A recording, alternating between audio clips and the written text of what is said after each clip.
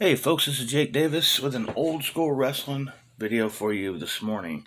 And today I'm talking about the Royal Rumble 1989. 1 week from this Saturday will be the 35th annual Royal Rumble event. And if you're a wrestling fan, chances are this is your favorite match of the year. It certainly is mine. And yeah, man, I'm really stoked about this year's Rumble. The mid card, who gives a shit about? But the WWE title match is Brock Lesnar versus Bobby Lashley, a genuine, bona fide dream match, first time ever they've ever fought, and I'm really stoked for it. Plus, there's the Royal Rumble matches, and my idea is that if Lashley and Lesnar is what they got planned for Rumble, what the fuck is the plan for WrestleMania? Because I just know there's nothing they can possibly have in mind for Brock or Bobby that's as big as this match.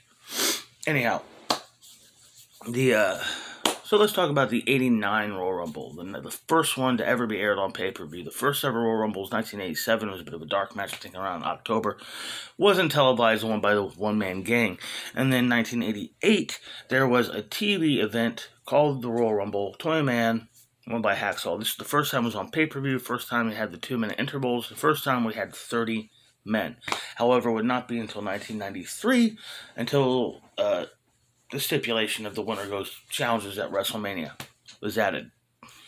Our opening bout is a 6-man tag team 2 out of 3 falls match. The Hart Foundation, Bret Hart and Jim the Anvil Neidhart teaming with Hacksaw Jim Duggan, take on the team of Dino Bravo and the fabulous Rougeau brothers, Raymond and Jacques Rougeau, who have the Mouth of the South Jimmy Hart and Frenchie Morgan in their corner. This is a very, very entertaining match. Actually, one of my all-time favorite non-Royal Rumble matches ever. I love this match. The Rougeau brothers got to be up there with like the Rockers. It's one of the greatest tag teams in WWE, never to win the tag belts. Bret is maybe the best ever. And also there's the stipulation, I can't think of any other 6-man tag 2 out of 3 falls matches that I've ever seen in the States. And like Mexico, oh yeah, they do them all the time down there. But not here in America. The first fall is pretty awesome. Raymond gets Bret up in like a power bomb situation. Jacques comes off with kind of like a modified, almost like a Rough Rider. And Raymond pins Bret. There's this great spot also in the first one. They just stack up all 3 heels, and all 3 baby faces just take turns crushing them. It was really, really funny. That kind of spot would still go over today. You get a great laugh. You can see someone in the Ring of Honor, like the New Day, doing that spot. There's the second fall is a bit botchy, and it's not the wrestler's fault. Raymond is down, and Jim Duggan slingshots off the apron Anvil, and then Bret to splash on him, and it's like the referee doesn't know who the hell is legal. So the baby faces have to remind him. But then they pin Duggan pins Raymond to tie it up. Third and final fall seems to be the shortest one. Bret goes to a roll through. Referee gets distracted. Duggan hits Dino in the back head with a 2x4, and Bret gets the win for the faces to win. Crowd was white hot. This was just a smooth 30-minute match. I really, really, really enjoyed this match. And next we get our segment of all the wrestlers in the back picking out their numbers for the Royal Rumble and insinuating that the $1 Million Man got a shitty number, and he's traded numbers with somebody who has a good number. Of course, he's going to come out number 30. The second match is for the Women's Championship and the only title match of the night. It's Rockin' Robin defending against Judy Martin. Just 1 second. Alright, before the match, Sensational Sherry gets in the ring and she challenges the winner for a future title match. Sherry gets a good reaction from the crowd, but once the bell rings, the crowd Houston doesn't give a shit. By the way, I forgot to mention this was in Houston, Texas. Same city that would years later host a WrestleMania 17, which a lot of wrestling fans consider the best show WWE ever put on. This is really nothing match. A lot of snapmares, a lot of shoving. There's the most memorable spot of the whole match was Robin goes for a DDT and totally botches it. It looks like she lands completely on her elbow. And how do you fuck up a DDT? It's like of all the wrestling moves that look devastating, but are actually safe as a cradle. I mean, that's got to be high up there. Eventually, she goes for like Robin gets on the turnbuckle, fakes out like she's gonna do a jumping crossbody. Judy ducks, but she doesn't do it. Then she stands up, turns around, and gets hit with it for real. Rockin' Robin retains. This was a snore. The only title match of the night, shortest match of the night, and it would be the last time the WWF Women's title was defended on pay-per-view until, I believe, WrestleMania 10. Wow. And this was going into WrestleMania 5.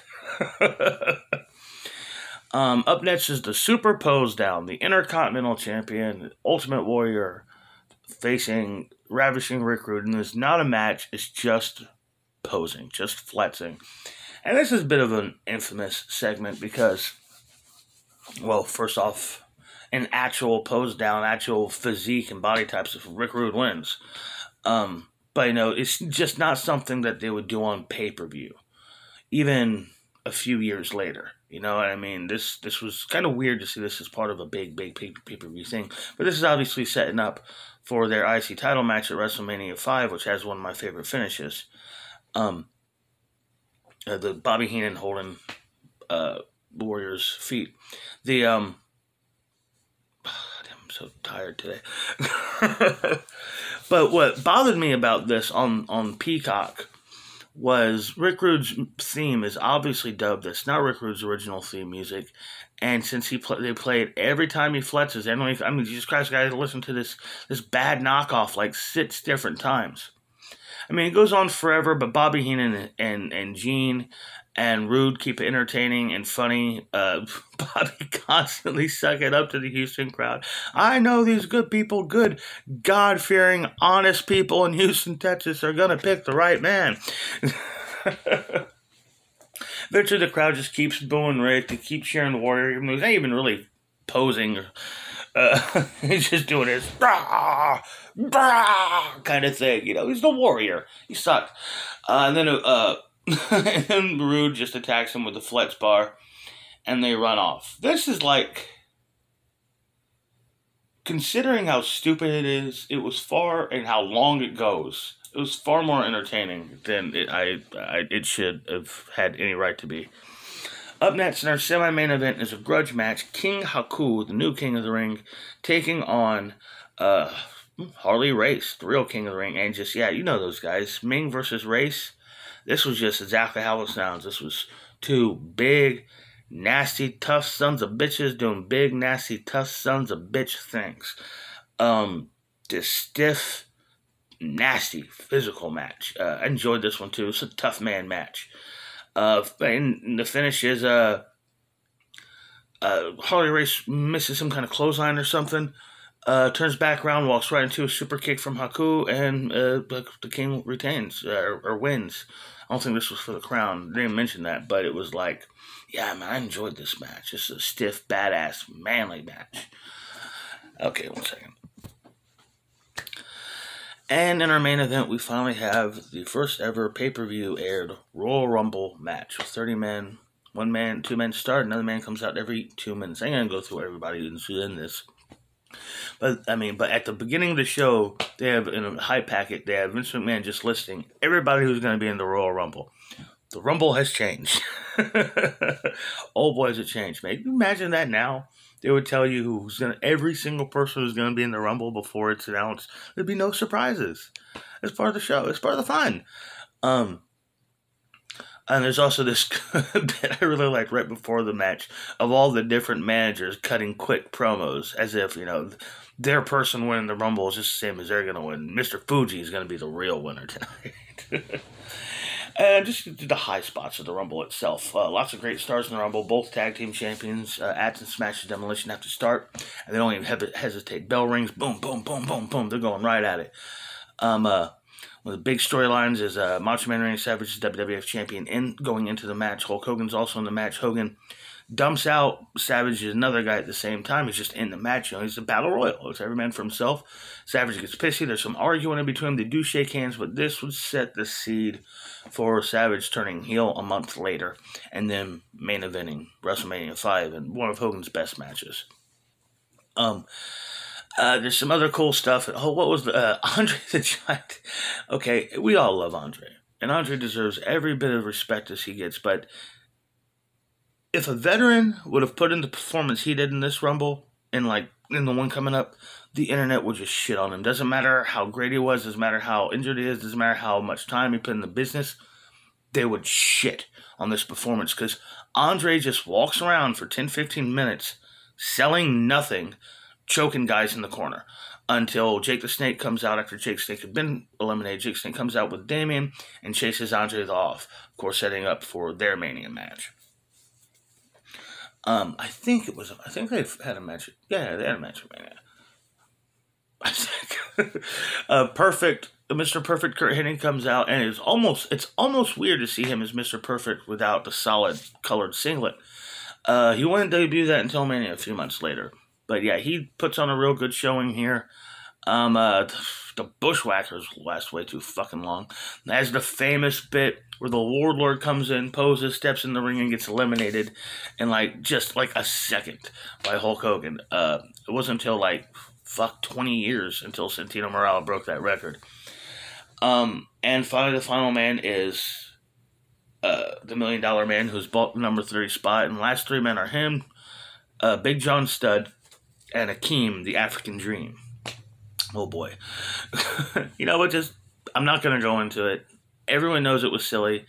Everyone knows it was cringy. I'm not going to go into it. But it's basically DiBiase's calling the shots. John Studd, it's his first match in 2 years at this time. And kind of like a retirement tour, retire on your own terms situation. So he eventually throws out Akeem, throws around DiBiase a little bit, and tosses him out of the ring. Big John Studd at number 27 wins the first ever Royal Rumble pay-per-view match. And it was, like I said, it was set the record for the thing for 27. 4 guys have won at 27. Well, 3 guys have won at 30 and number 1 too. So 27 doesn't seem that fucking lucky. And after the match, Virgil gets in there and he gets tossed around too. And that's the Royal Rumble. Gorilla Monsoon and Jesse Ventura, great commentary team, really kept the show going and entertaining. I've always enjoyed their stuff. And even though the matches had no stakes, and in today's comparison to the kind of stuff to try to build up pay-per-views and event shows now, it almost feels like a house show. But Royal Rumble 89 is a very, very entertaining show. And something I also forgot to mention in this video was the first ever WWF pay-per-view I saw. I got into pro wrestling around the fall of 97.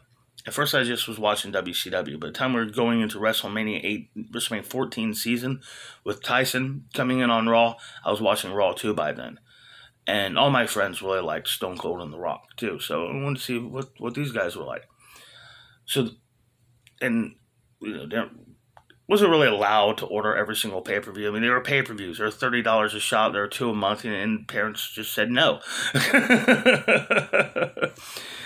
But there were video stores and lots of wrestling VHSs around, and I remember the first WWF wrestling show I rented was the Royal Rumble 89, and loved it.